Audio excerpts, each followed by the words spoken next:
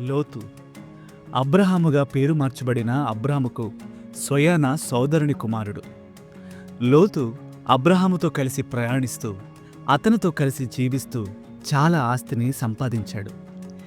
దేవుని స్నేహితుడు అని పిలువబడిన వ్యక్తితో కలిసి నడిచి జీవించే భాగ్యం అతనికి కలిగింది. దాంతో దేవుని ఆశీర్వాదాన్ని, సంరక్షణను అతి సమీపంగా చూడగలిగాడు, అనుభవించగలిగాడు. కానీ కొద్ది రోజులకే లోతు అబ్రహాము యొక్క గొర్రెల కాపరుల మధ్య తగవులు మొదలయ్యాయి. వారి మధ్య రగిలిన వివాదాన్ని అణచడానికి అబ్రహాము ఎంతో పెద్ద మనసుతో లోతును తాను కోరిన భూమిని ఎంచుకోవడానికి అనుమతించాడు. లోతు యోర్దాను లోయలో ఉన్న అత్యంత సారవంతమైన నేలను ఎంచుకున్నాడు. కానీ ఆ ప్రాంతానికి ఉన్న చెడ్డ పేరును పట్టించుకోలేదు.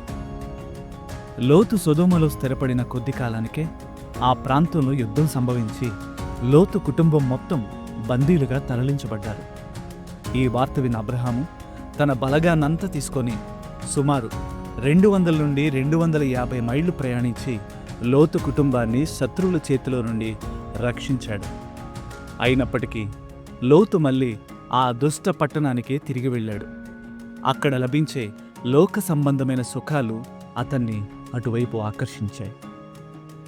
తరువాత దేవుడు అబ్రహాము వద్దకు దూతలను పంపి సొదొమ నాశనం కాబోతుందని హెచ్చరించాడు. అబ్రహాము లోతు ప్రాణం కోసం వేడుకున్నాడు. దేవుడు అతని ప్రార్థనను ఆలకించాడు. దేవుని దూతలు తొందర పెడుతున్నప్పటికీ లోతు నగరాన్ని విడిచి వెళ్లడంలో ఆలస్యం చేశాడు.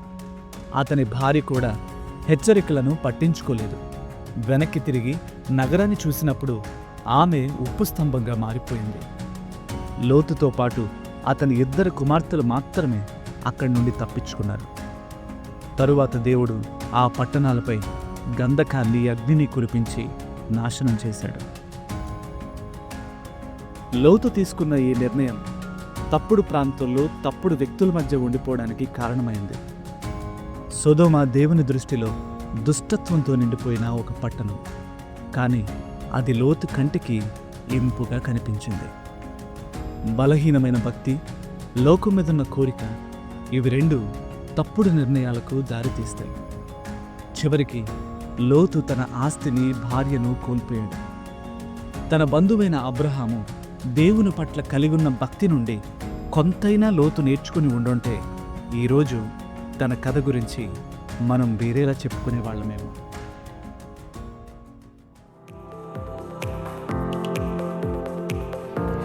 బైబిల్ ఇన్ఫ్లుయెన్సర్స్ అనే సిరీస్ మీకు ఆశీర్వాదకరంగా ఉంటే మా ఈ ప్రయత్నానికి లైక్, షేర్ అండ్ సబ్స్క్రైబ్ చేసి మమ్మల్ని ప్రోత్సహించండి. మరొక కొత్త బైబిల్ ఇన్ఫ్లుయెన్సర్తో మీ ముందుకు వస్తాం. Until then, God bless you.